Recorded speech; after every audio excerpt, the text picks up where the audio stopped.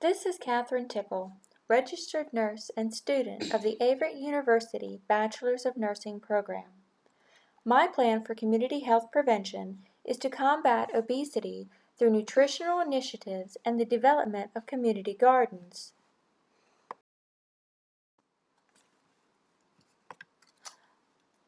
According to Mersch 2016, currently 35% of adults and 18% of children are obese. Personal and social, cultural changes in lifestyle need to occur to combat the rise in these percentages. We gain weight when the calories we consume are greater than the energy we put out. This means our activity level is just as important to a healthy weight as the food we consume. An inactive person will have a harder time shedding unwanted pounds than an active person will, even if they consume the same meal. Inactivity and diets high in saturated fats, sodium, and added sugars, and overprocessing contribute to the comorbidities of obesity. In order for our body to function correctly and at peak performance, exercise and nutrition must go hand in hand.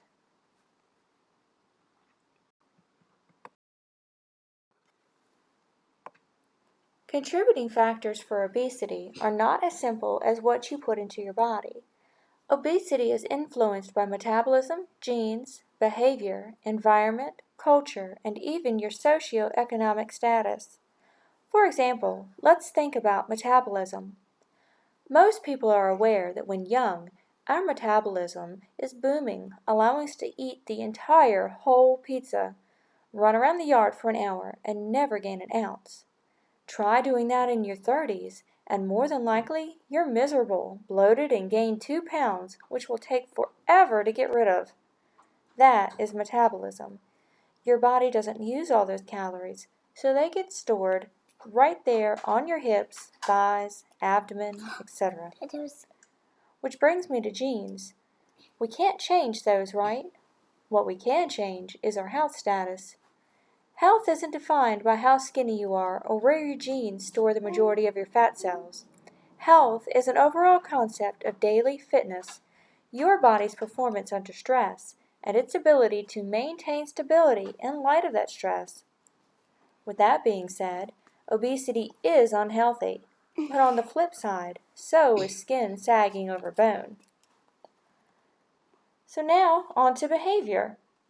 That is, eating habits, like stress or binge eating or making unhealthy choices, choosing the bag of chips over the carrots, and so on. Sure, everyone likes a treat once in a while, but our society has fast food chains every 50 feet and aisle after aisle of processed snacks, making us think we have to consume continuously to function. This kind of leads me into environment, the culture, and socioeconomic status.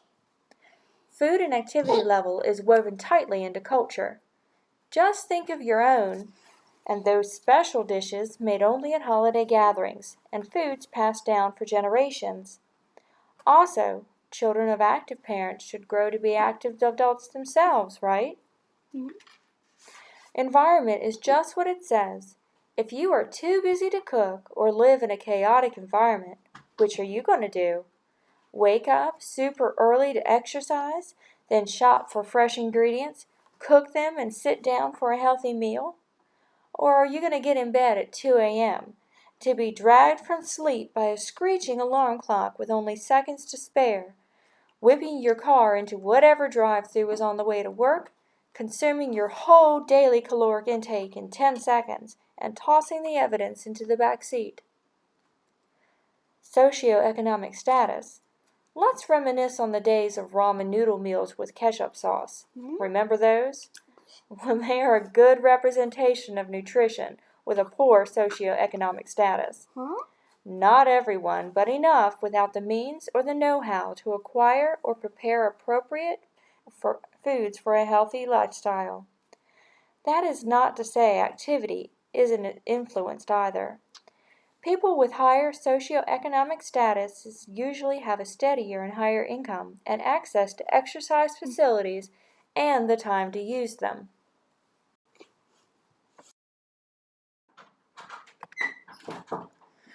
So now that we know what the contributing factors are to obesity, let's look at its comorbidities.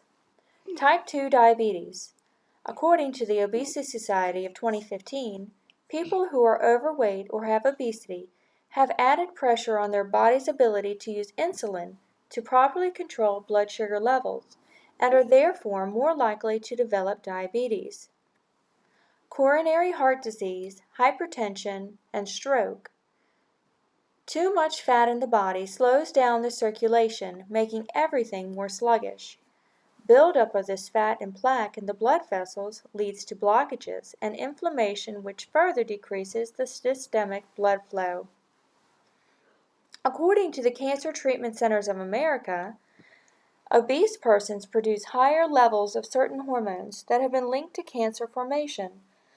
Chronic low-level inflammation and microbes living in the gut of obese persons secrete chemicals that damage DNA, leading to tumor growth.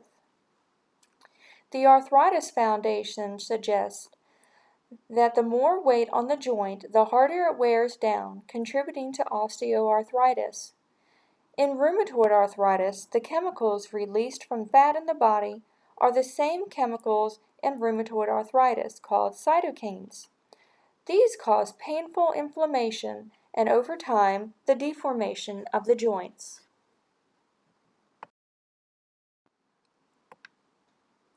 According to the CDC, community efforts should focus on supporting healthy eating and active living in a variety of settings in order to combat obesity. The devised plan to promote a healthy and active community contains the following components: exercises initiatives such as a community walk sponsored by local businesses, additions of small community parks which encourage play and exploration, community gardens for neighborhoods and residential complexes, vocational services for persons in the community which help create and maintain community agricultural projects, free beginner cooking classes and tasting days at the community farmers market,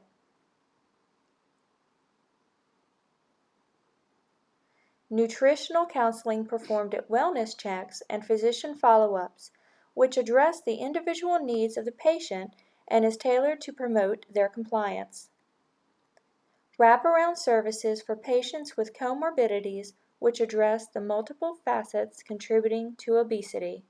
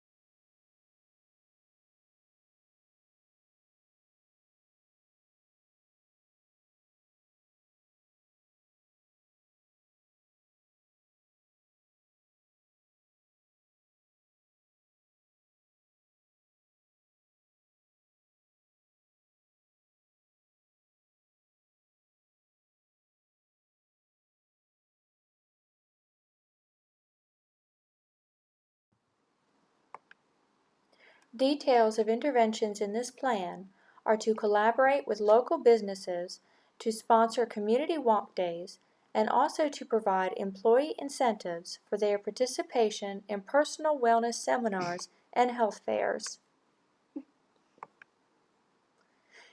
Implement a standard nutritional consult to be included in wellness checks and physician follow-ups. The patient should be involved in the plan formation and goal setting, as poor compliance is the greatest risk for failure.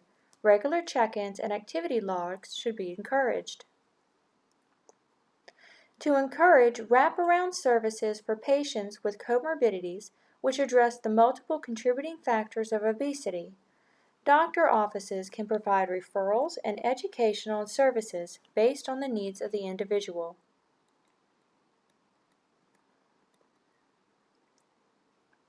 The acquisition and creation of community gardens for neighborhoods and residential complexes.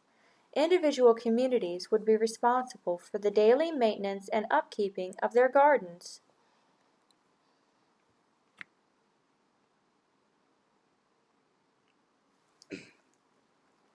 Implementation of vocational services for persons in the community to help create and maintain community agricultural projects. These vocational services would teach the community member basic gardening skills and allow those unable to participate without direct supervision, such as those with special needs, the opportunities to do so. The introduction of free cooking classes and tasting days at the local farmers market using the seasonal crop. Teaching and sharing creative ways to try new things.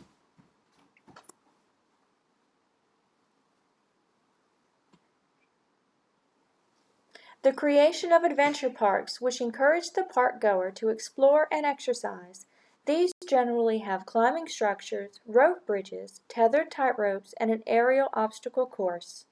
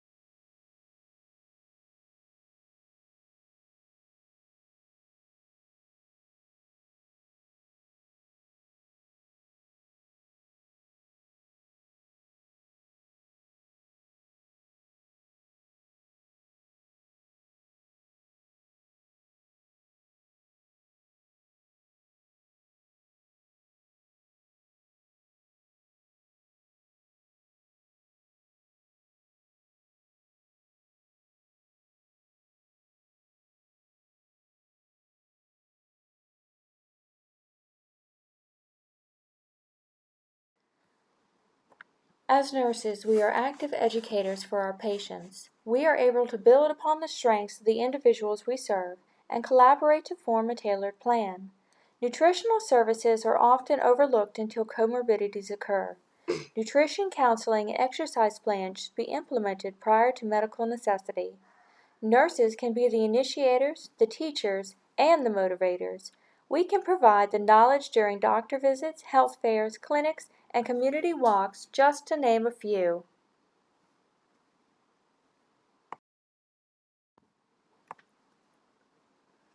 All this would not be possible without compiling community resources.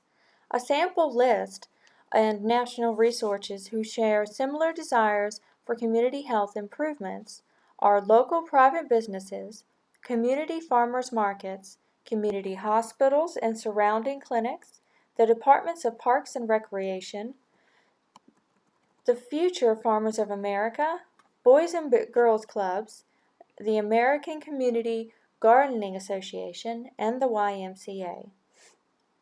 In order for this plan to come into fruition, a few factors have to be realized.